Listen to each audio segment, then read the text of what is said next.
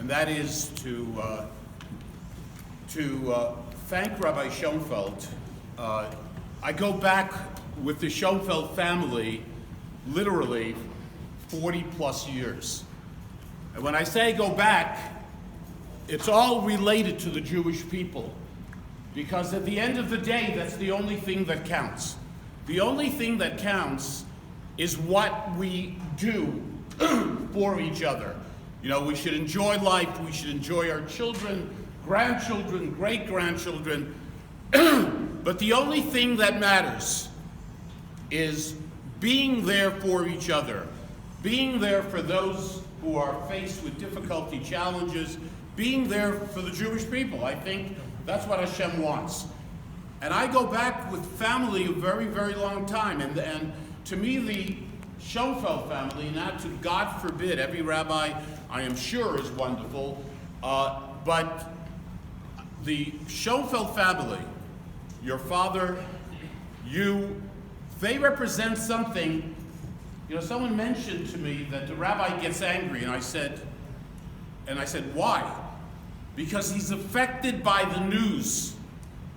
When there's a difficulty for the Jewish people, when you read something, you see something, and you know, something happened in Israel, or something happened in America that undermines the well-being of our people, not everybody is affected the same way. But I know that Rabbi Schoenfeld is, that he takes things personally, and you know that I'm not exaggerating. That's the way he is. He takes it to heart, and every Jew should take things to heart. Now, you know, I left the New York State Assembly after 36 years. Prior to that were some of the best years of my life. I was involved in the Jewish Defense League. I was fighting for Soviet Jewry. I was in the streets. I was chaining myself to the Soviet mission to highlight the plight of our people. I went to the Soviet Union in 1973 to protest. You know, at that time, I can't remember if it was Brezhnev or Kosygin were coming to visit Nixon. And in my life, always, to this very day, the question to me always is, what can I do? When there's a challenge, there's a difficulty, someone is in pain, the question that every person has to ask themselves, what can I do? You know, some people can do more, some people can do less, but there's never an excuse not to do. Never an excuse not to do. The question is always, and at that time, in 1973, I was a, young guy, 20 years old, 21. I was probably crazy for even doing that, but we put together a group of 5 people, and we flew to an Aeroflot, on a plane. All 5 of us were in separate locations, and the idea was to go to Moscow and to protest at Lenin's tomb. I mean, it was insane, but we even took along pillowcases. You can't take along a sign, Free Soviet Jewry, getting into the country in those days. We took along pillowcases with magic markers. We were going to open the pillowcases and do Free Soviet Jewry when we were in Moscow. We were arrested by the KGB when we got to the airport. That's a whole other story. My point is, doing. Trying to make a difference. When we try to do our part, we have a right to look up to Shemayim and to say to HaKadosh Baruch Hu, now you do what needs to be done. We can't ask Hashem to do if we're not doing, if we don't do the most that we can. We, for long, long periods of time, for those who follow the Jewish media, they follow what's going on in the world, we were reading about terrible things going on in France. Anti Semitism out of control in France. Jews being murdered. Jews being assaulted in France, in England, in Belgium, in Germany, and on and on. We know, we read those stories for years and years. And for those of you who have been in Europe, if you spend a Shabbos in one of these communities, when you go to shul in the morning, as I remember I went in Paris and other places, it's sort of hard to find the shul. When I drove up here, and I've been here in the past many, many times, it wasn't hard to find a religious institution with Hebrew lettering. It wasn't complicated. But I remember the shul that I davened at, I couldn't find the shul. I saw this building, but there were no Hebrew. I saw people that were armed, and they were protecting the shul because that is a regular thing all over Europe. And we used to look at Europe. I remember a couple of years ago, Chief Rabbi in Paris, in France, told Jews not to wear yarmulkes. Don't wear a yarmulke. Don't have anything on you that you can be identified as a Jew. That was the situation in Europe after the Holocaust. Anti-Semitism out of control. Germany, all of these countries, all of these democracies, people talking about leaving, people talking about there's no future in these countries. And in my opinion, in most of them, there is no future. There's no question about that. In places like France, Jews are leaving, slowly but surely. Jews don't leave so fast. You know, for those who studied the history of Germany in the 1930s, when Hitler came to power, and it was very clear what he wanted, what he was going to do. He wrote Mein Kampf in the 1920s. It was very, very clear. And things started to happen right away. He didn't come to power till, I believe, January 1933. And things began to happen. But Jews in Germany didn't leave. They didn't make Aliyah. They didn't go anywhere.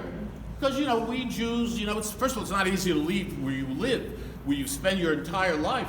But also, it's not just that. You know, we always hope it's going to be better. It's going to be okay. It's a passing phase. Hitler's not going to last. All the things that people said because and by the way, Jews in Germany were so proud to be, a Jew in Germany would be insulted if you called them a Jew first. They were Germans. They were very proud. They participated in everything in Germany. They served during World War I. But the reality we all know, and it took time, slowly but surely, for things to begin happening. It didn't happen overnight. It happened with Jews being assaulted in the streets. It happened with rocks being thrown through windows of Jewish stores. It didn't happen overnight. In fact, you go through the years, year after year, where things became worse and worse and more serious. But the actual annihilation of the Jewish people, you know, whenever I even mention annihilation of the Jewish people, I just finished today Rafi Medov's new book that he wrote about Rabbi Stephen Weiss, who was the leader of Jews in America. He was the leader of Jews in America, of the 5 million Jews in this country. And his relationship with Franklin Delano Roosevelt, right? And what a disaster that was. The Jewish people trusted their leaders. Jews loved Franklin D. Roosevelt. No one was more beloved. No one cried more when Roosevelt passed away than the Jewish people. Orthodox, conservative, it didn't matter, they loved Roosevelt. Over the past 30, 40 years, with all the books that have come out, all the studies, we know the truth. We know what happened, what a tragedy it was. Roosevelt was never our friend.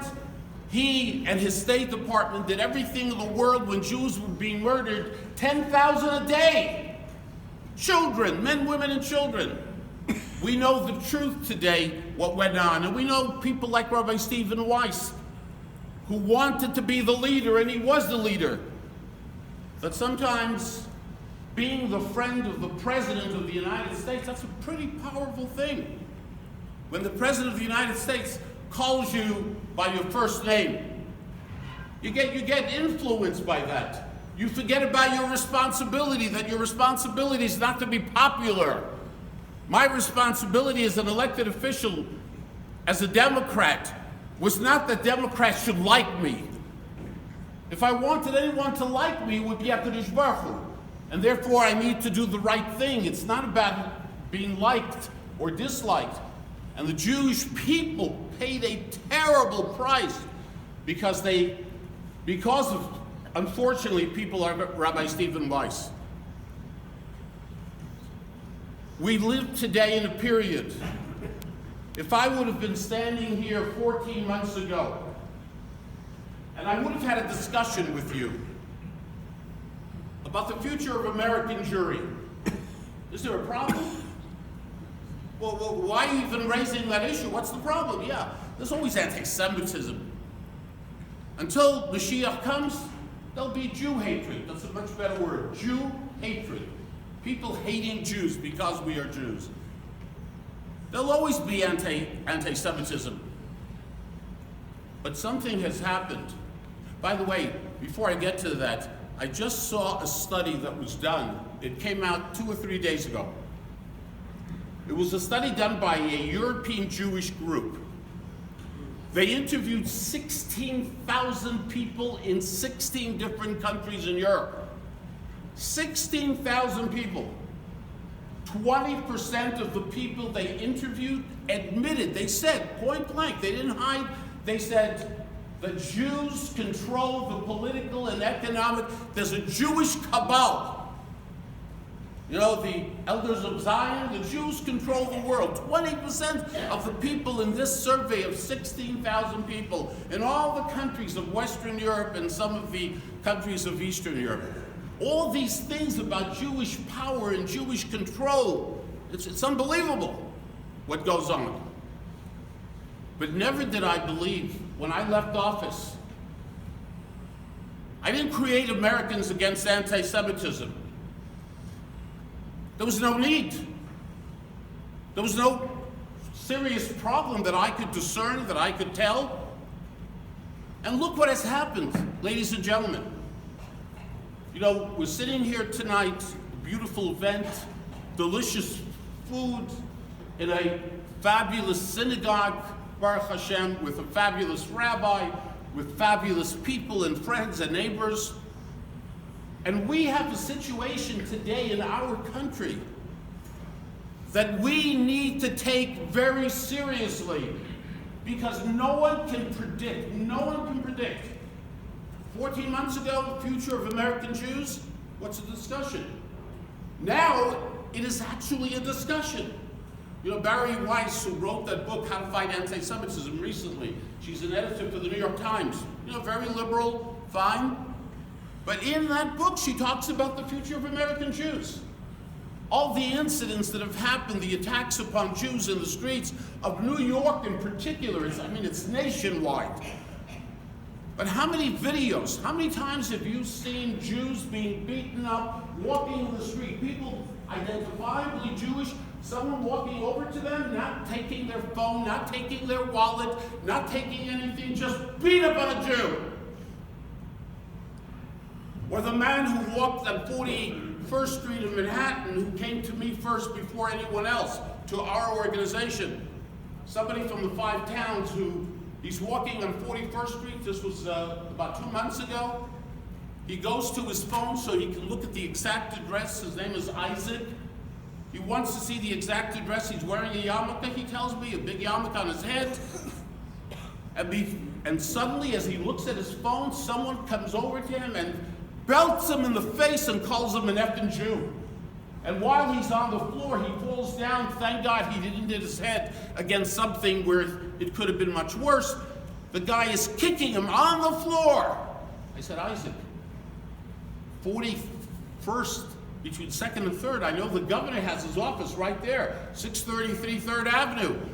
I know Malcolm Homeline, in an interview that he did, said, it happened outside my building. I said, did anybody come over, rush over to try to help you, to try to be of aid? He said, nobody did anything. And thank God this guy was arrested literally 10 minutes later. And this guy reached out to me, to Americans Against Anti-Semitism. I said, why are you reaching out to me?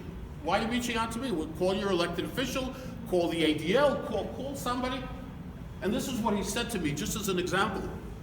He said he had just, and by the way, I never met this man in my life, never spoke to this man in my life. He got my phone number and we were talking.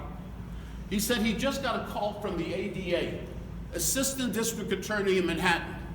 The ADA told him, I just want you to know that the guy who attacked you may be out in the next hour or two. This guy, Isaac, was still at Mount Sinai Hospital being examined, taking tests. And he's being told the guy was terrified. He identified the guy, that's why there was an arrest. And we went into action, called the ADA, we went public with the case, we never mentioned his name. He wanted something done, but he didn't want his name mentioned, he was afraid. That's one of the remarkable things I find about victims of anti-Semitism. The perpetrators are not afraid. It's the victims that are afraid. Don't use my name, don't this, don't that, which I understand. And thank God, because of our involvement, because we went public, CNN covered the story. They hardly ever cover these stories about anti-Semitism. This guy stayed in jail. They just offered him a deal of 5 years if he makes the deal, 5 years in prison. Something is wrong out there. Something is out of control in terms of anti-Semitism. I don't have the exact answer. You know, every reporter, every interview that I do, which I do almost every single day somewhere in this country being interviewed, and the question why? You know, why? Why do they hate us? What's going on? What has happened suddenly that we have these numbers from the FBI and from the New York City Police Department and from the ADL? We have never had numbers like this, ever. A young man from the Sephardi community calls me up. He's on the train going to Manhattan. He goes to a law school in Manhattan.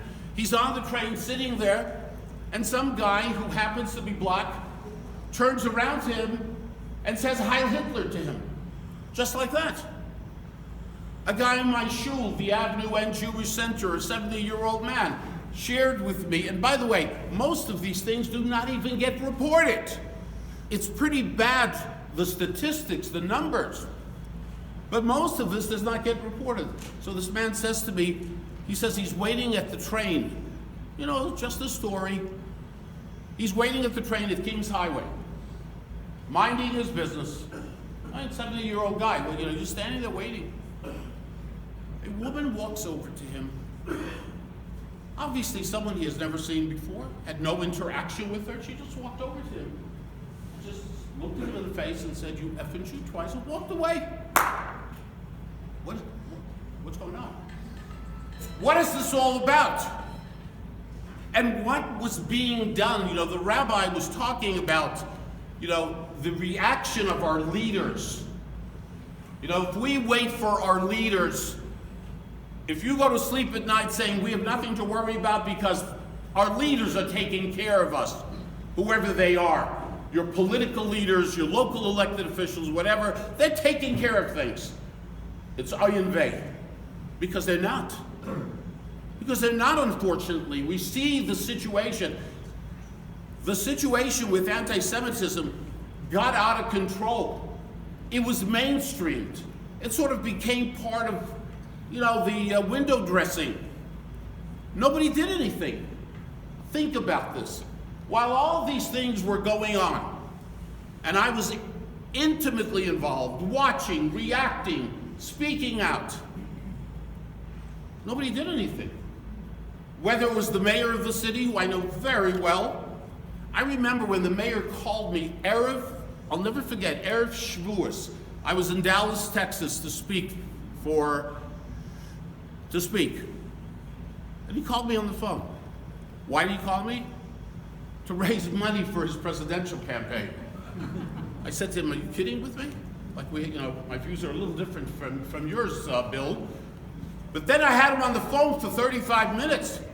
That was back in May when things were still pretty good, but there were so many incidents. Every day something was happening. And I gotta tell you something.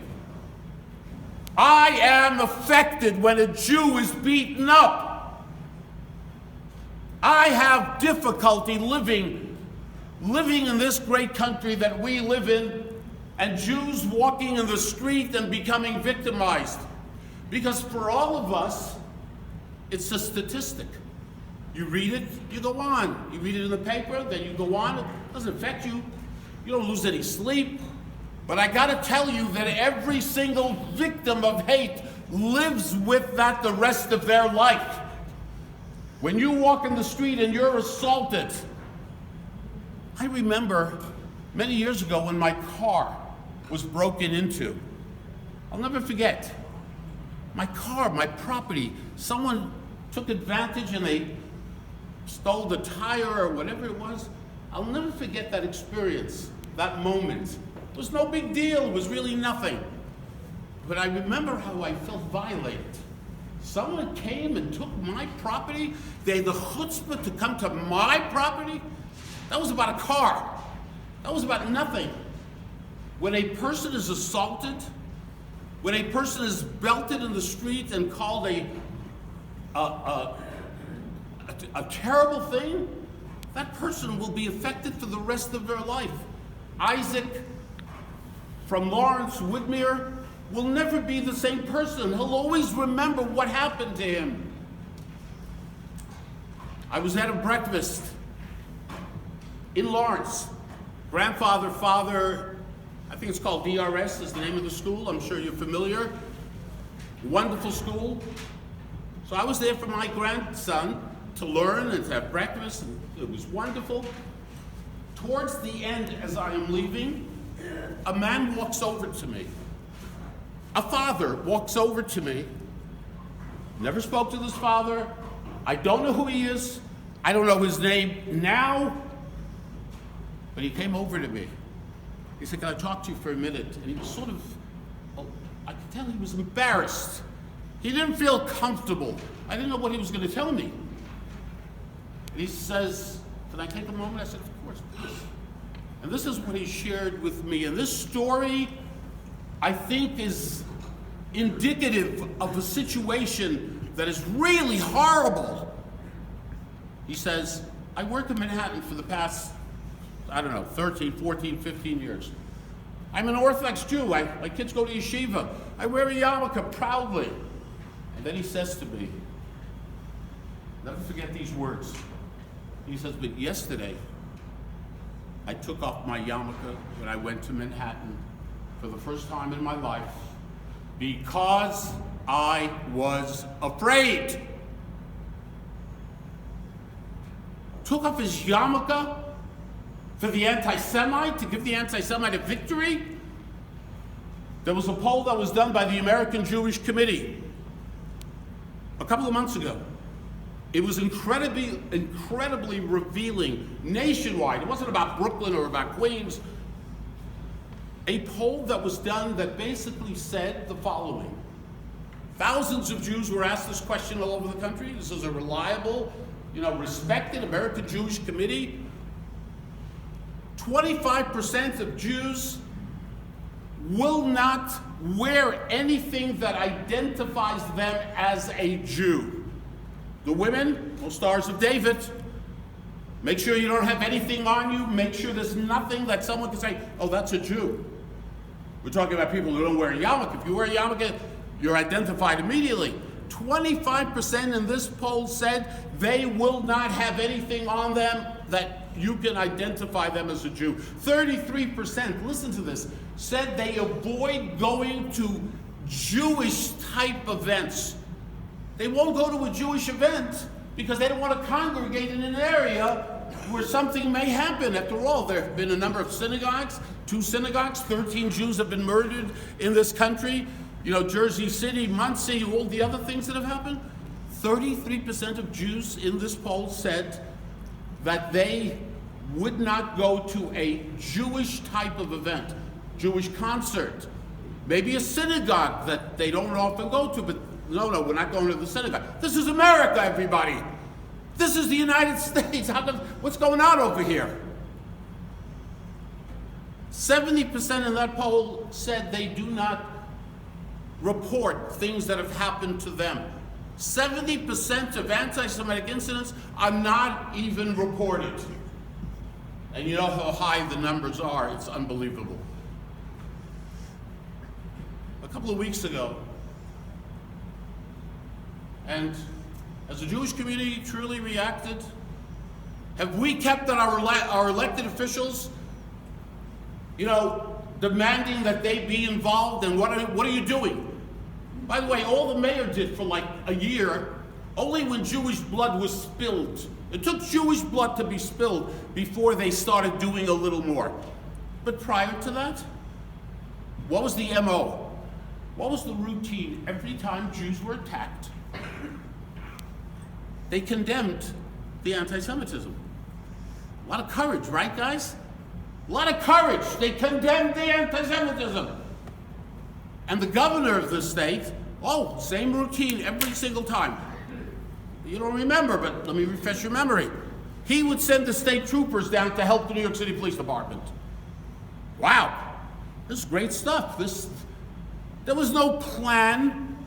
How are we going to address this? When I said to the mayor during that phone call in May, I said, Bill, we see the perpetrators. We know who they are. We have video. Almost all of them emanate from the minority community. We need to have a serious discussion as to why this is going on. Why is it happening? Where's the hate coming from? But no one really addressed it. No one really spoke about this because it wasn't politically correct. Just imagine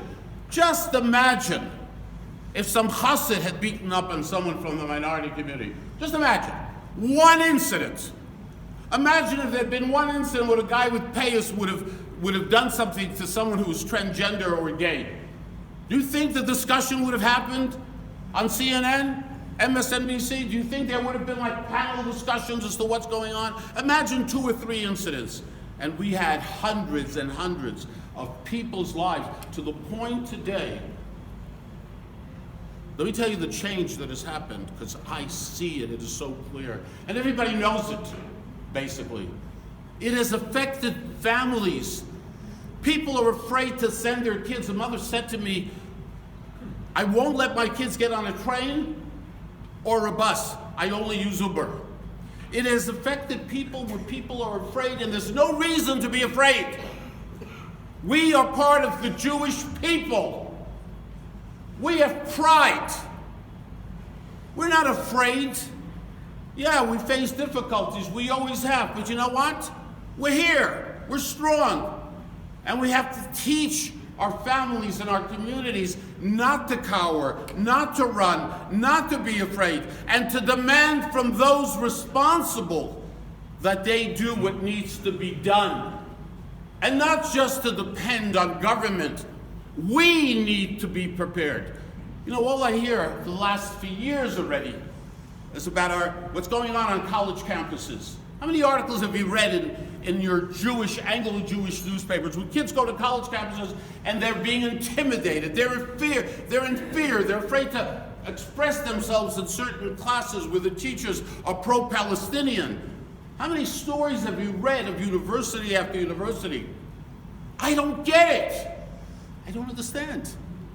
We have so many Jewish organizations lining the east side of Manhattan and the west side of Manhattan. So many big offices, a lot of staff, big budgets, and God bless them all. Why has no one addressed this? Why has no one dealt with this in a way that is effective?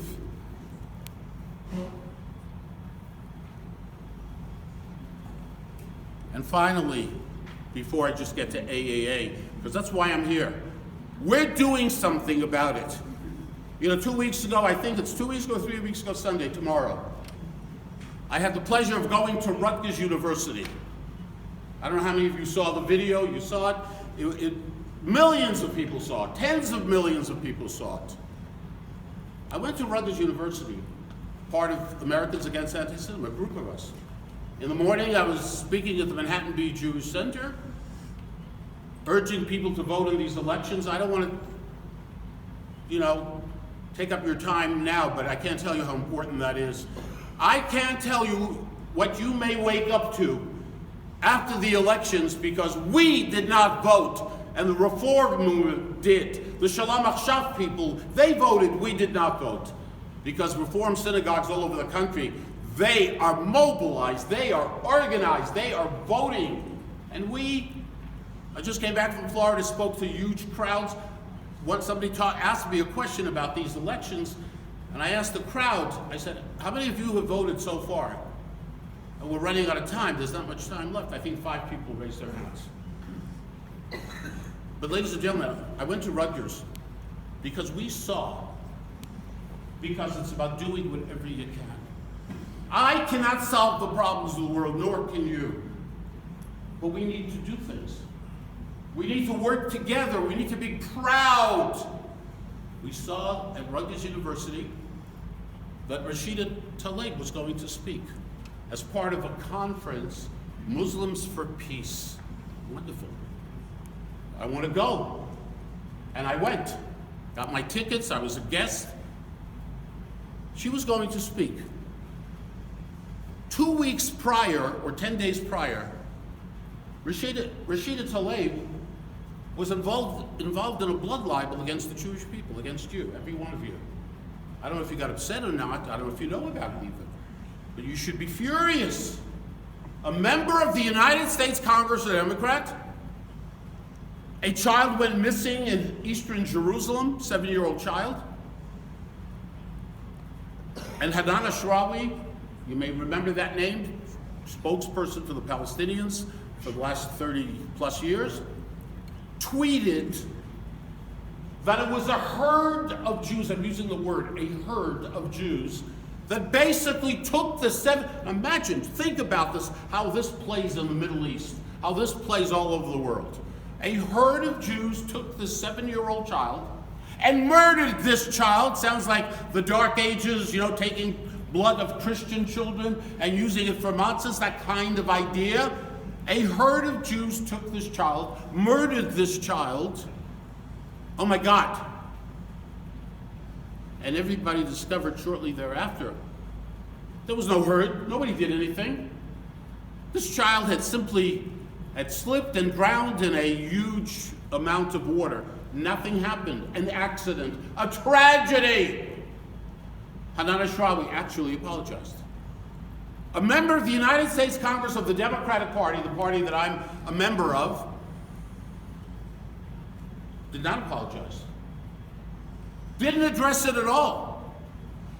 I said, what can I do? It's not important, no big deal. I went there for one purpose. And I sat there for 3 hours listening to speeches, by the way. I was in a room with 700 Muslims with my yarmulke, the one I'm wearing, that I always wear anywhere I go. I don't take off my yarmulke for anybody. An anti-Semite, if he's got a problem with my yarmulke, it's not my problem, it's their problem. It's his problem. I'm proud. Wear your Stars of David. If someone calls you a certain kind of Jew, say, I'm a proud Jew. Anything else you want to tell me? We don't run away, we don't cower, we're not afraid. So I went to this event. I wanted to confront her. I didn't want to do anything crazy, of course not. But here's someone who is in a responsible position in this country, who indulged in the blood libel. I want to confront her. All the speeches were finished. It was 3 hours. She was the last speaker. I was sitting back there. I saw an open seat right here. She was right there.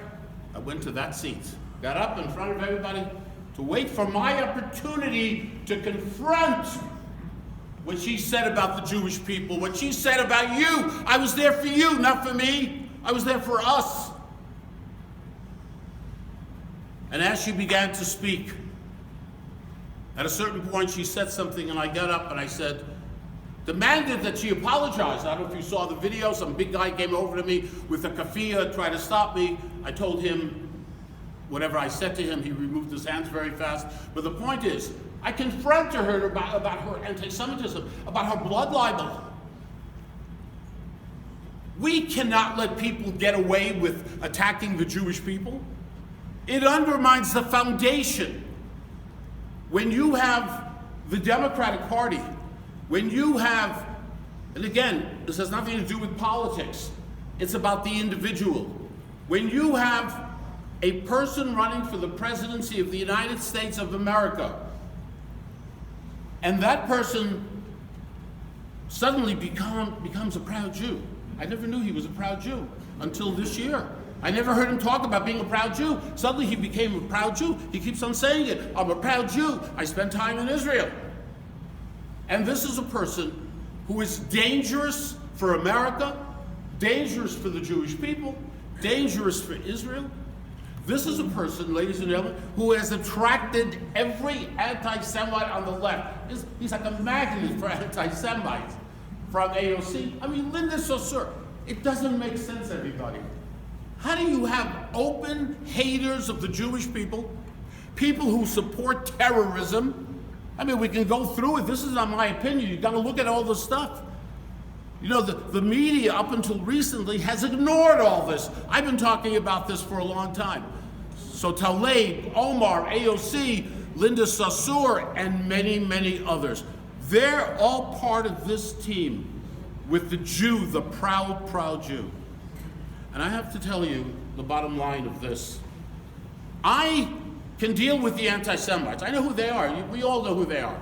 You know, the Benjamins do loyalty, all the other things they have said, which Goebbels would be very proud of, in the tradition of Goebbels.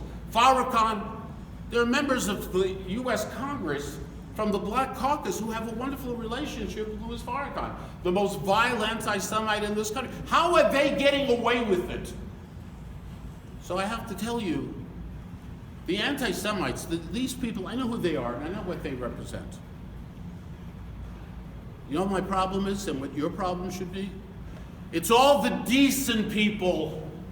It's all the leaders within the Democratic Party, my party. The fact that they are silent. Not a word has come out from these individuals. Just imagine if this was happening on the other side, how they would all line up and push each other away from the microphone so they could condemn the hate if it came from the other side. After what happened in Muncie, if you remember, it's not about politics. The governor and the mayor blamed Trump. Okay? They blamed Trump. And I went on national television station out. I said, what are they talking about?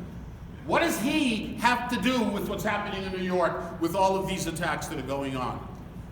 Where are all the decent people, the good people? Where is the Shomer Yisrael? Who's the Shomer Yisrael? I can't hear. Schumer's the Shomer Yisrael. By the way, I didn't make it up that he was the Shomer Yisrael. This is what Schumer has told you. I'm sure he's been to the synagogue at least once. And I'm sure, even if I wasn't here, I guarantee it, that one of the things he said to the crowd, I've heard this 100 times myself, one of the things he tells the crowd, he says, you know what my name means, Schumer? Schumer means Shomer. My family. I am the Shomer Yisrael. Boy, are we in trouble. I would love to see Schumer, and I know him well. Every Sunday, there's a press conference, you know that. You know there's one tomorrow, 11 o'clock. There was one last week, 11 o'clock, 2 weeks ago, last year, 5 years ago, 10 years ago, 15. Every Monday there's a press conference. By Tuesday, you don't remember what the press conference was from the past Sunday, but who cares? He's a U.S. senator, you know, he gets on TV and we go vata. Wouldn't it be nice if there was one press conference about anti-Semitism after Jersey City, after Muncie, one press conference from the Shomer Yisrael to talk about what he thinks should be done? Unfortunately not. And that's the tragedy that we should all be aware of. And by the way, this goes for all elected officials. It's not enough for them to come and stand here and say, I condemn anti-Semitism, we gotta do this, we gotta do that. They need to address what I'm talking about. You gotta get down to top. This is serious business. This is not a difference about gay rights or about abortion or about some other issue. Should we raise taxes, not raise taxes? This is fundamental for us. We don't know where this is all going in this country, what the future is going to be like, what's going to happen. We need to demand from our elected officials. And you know the difference between someone really taking a stand. And it shouldn't be about Democrats or Republicans. It's irrelevant. By the way, I say that I'm a Democrat. You know, I have that next to my name. But the truth is, I have always been, and I say this publicly wherever I am. I say it on Fox, I say it anywhere I go. I'm not a Democrat, I'm not a Republican. I'm a Jew first before anything else. And that's how I look at things. And there's nothing wrong with that. There's nothing parochial about that. If you are gay and there's a candidate who is not good for your cause, involving the gay community, you're never going to support that candidate, even if you agree with that candidate on every other issue. Nothing wrong. Nothing wrong with saying, I love America, I care about all the issues, but this is fundamental. You don't play politics with anti-Semitism. That's the point. And finally, I want to say to you, we created this organization. I don't enjoy one moment of what I'm doing. And I'm doing it literally every day. Every single day, somewhere in the country, speaking on this subject. I don't enjoy one moment of it. It's just, I told my wife a few days ago, what did I get myself into? What did I create here? We have an organization that is growing all over the country with unbelievable support on the internet, people sending in donations. 3/4 of them are non-Jews from 30 different states.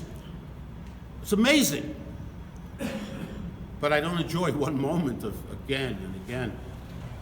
And I didn't tell you, but my mother went to Auschwitz in 1944. This is real. This is not from a book or a film. My grandparents, I never had grandparents. I'm a grandparent. It's the greatest thing in the world. Right, everybody? It's the best. Children is great. Grandparents is great. I assume great-grandparents is even better. I don't know yet. But it's the best thing in the world, your grandchildren. I never had grandparents. Not because they died from some disease, because they were murdered by people, only because they were Jews, nothing else. So we created Americans Against Anti-Semitism, tax exempt. And we're involved in, by the way, just to tell you, I was at Rutgers, right? On the 31st of March, I'm going back to Rutgers. I've been invited to speak by CUFI, Christians United for Israel. So I am going back to this university. I don't know what's going to happen. I'm sure there'll be a lot of people to greet me from all sides. But I'm looking forward to that. I'm proud. I'm not afraid. I'm careful. Yeah, I am afraid of HaKadosh Baruch Hu. I want to do the best that I possibly can to try to make a difference. Sometimes I feel I'm not even doing enough, and I'm doing, but not enough. But I want to invite every single person here. If you're already involved on this issue, you're already doing it. I'm sure everybody in the shul, knowing your rabbi, there's no way everyone here is not involved on behalf of Klal Yisrael doing amazing things. There's no doubt. There's no way you could get away with your rabbi not being involved. But I want to invite you to join us in Americans Against Anti-Semitism. It's not my organization. It really isn't. It's yours. There's some things we've put out. The rabbi will be more than happy to help you. You can go to americansaa.org. You want to be involved? Just a little story. I've been to Florida now repeatedly, going back because being invited to speak to some amazing groups of people. But I met a young lady, Tara Ezer, who got in touch. People get in touch with us. We want to be involved. We want to do. And when I was in Florida, I met with her, and she wants to play a role. She wants to do. She's 31 years old. She's an Israeli and American citizen. She developed a business in Florida, very successful. And she wants to do. She feels she wants to do. She wants to be involved. I said, the question when you want to be involved is, giving money, by the way, is always a good thing. Always. Always, always. Whatever you want, that's a good thing. That's easy. Everybody can give. But I want to do more.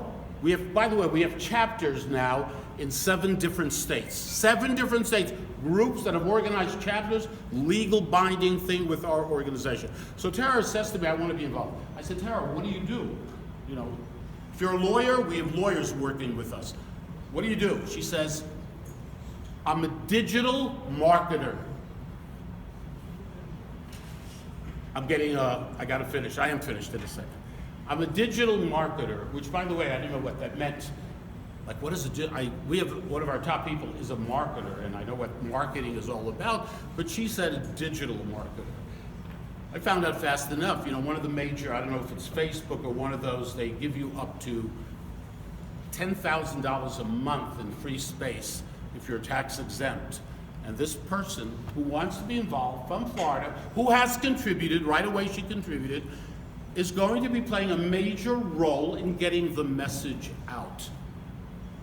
There's so much to do.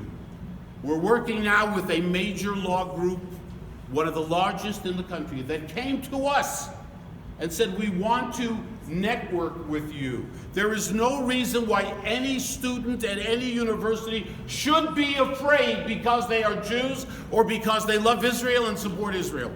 And we are going to address that. Everybody's been talking about it, but tachlis, what's going on?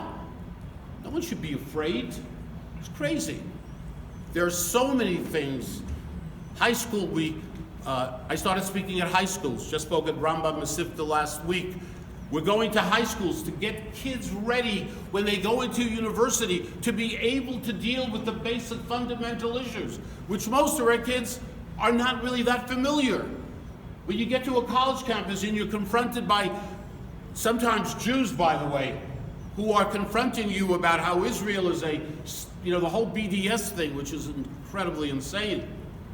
There is so much that we are doing, and we've been out there. I mean, there's no way you can miss the things that we are doing. So I urge you, I thank you, Rabbi, for the opportunity to speak to this wonderful, wonderful group. And again, tachlis is what counts. Whatever you want to do, do it. Do it. Okay? God bless each and every one of you, and we should not be afraid. Never take off our yarmulke. And all the women, starting tomorrow, wear that Star of David, that Magen David.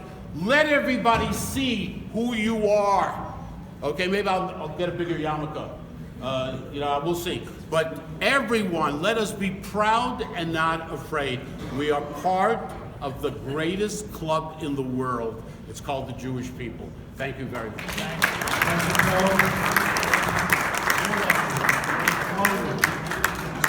Please, I do have some information, envelopes. You must really consider donating to this vital cause because no one else is really doing the work as Dov does. Now we're going to continue in a moment with right now, the next thing will be the memorial. Please just stay here.